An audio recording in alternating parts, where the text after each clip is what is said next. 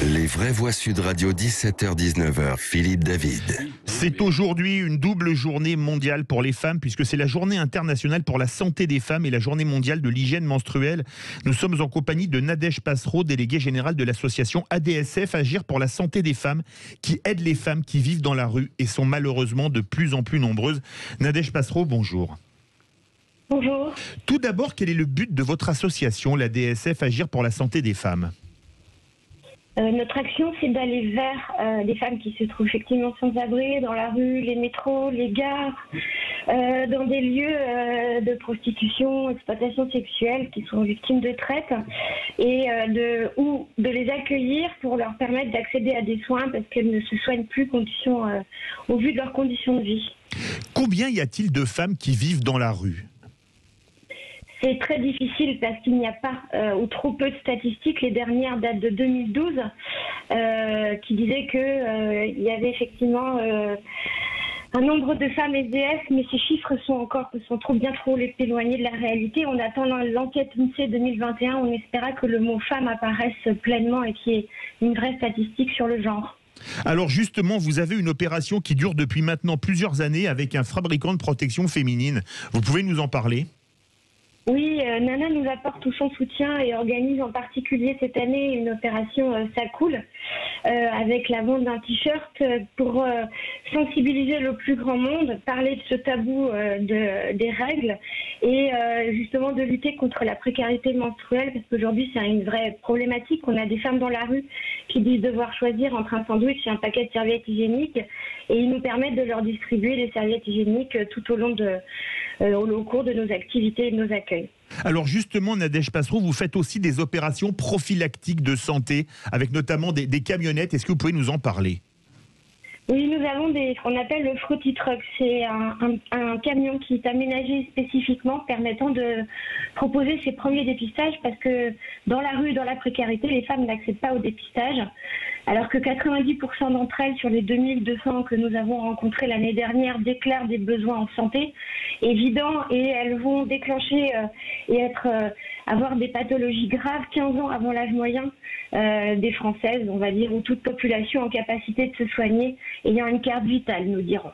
Voilà, donc notre action, c'est de leur permettre d'accéder à ce dépistage, rencontrer des médicaux et des psys pour tenir compte de ces deux domaines de la santé que sont le corps et la tête. Lydia Guirouz, vous qui êtes une femme, vous entendez ce que fait cette association, c'est quand même bien, on peut le dire.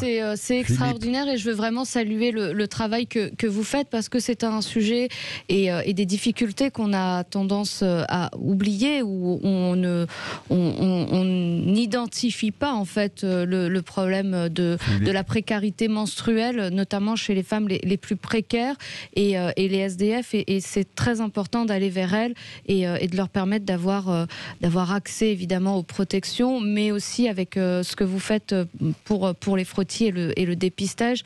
Je ne peux que saluer ce travail-là et j'espère que vous serez soutenu par des acteurs publics pour vous permettre de développer votre action. Nadège Passereau, vous êtes soutenu par des acteurs publics ? Oui, nous avons la ville de Paris, bien entendu. Nous investissons aujourd'hui Lille. Nous avons le département, la ville, la région Île-de-France, la DRIL, enfin l'État, la préfecture. Malheureusement, pas encore dans d'autres régions parce que nous manquons de moyens. On aimerait se développer dans d'autres villes qui nous le demandent parce qu'il y a très peu d'acteurs spécifiques au genre féminin et particulièrement dans les domaines de la santé. On est encore trop peu nombreux. Philippe Bilger.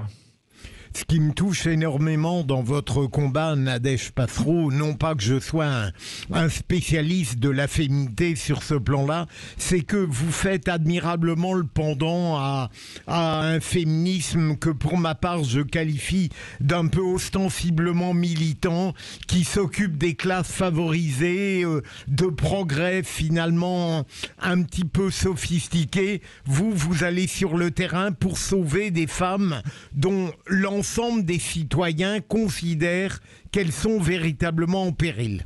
Bravo. Nadège Passereau. Merci. Oui. Merci. C'est bien Philippe Deveul. Oui, madame. Écoutez, je vous félicite pour l'œuvre sociale que vous faites au niveau des femmes.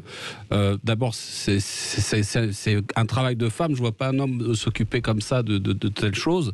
Mais au moins, j'apprends quelque chose. Et je félicite aussi Sud Radio de pouvoir vous donner la parole, que le public puisse savoir ce que vous faites et éventuellement vous aider et vous encourager. Alors justement, Nadège Passereau, comment est-ce qu'on peut aider votre association? Je rappelle son nom, l'ADSF, Agir pour la santé des femmes. Alors, des collectes de produits d'hygiène, évidemment, c'est l'estime de soi et c'est le premier pas vers la santé. De l'argent, des camions qui ne peuvent pas rouler parce qu'il n'y a pas d'essence, c'est moins pratique. Oui, c'est sûr. Donc des moyens financiers.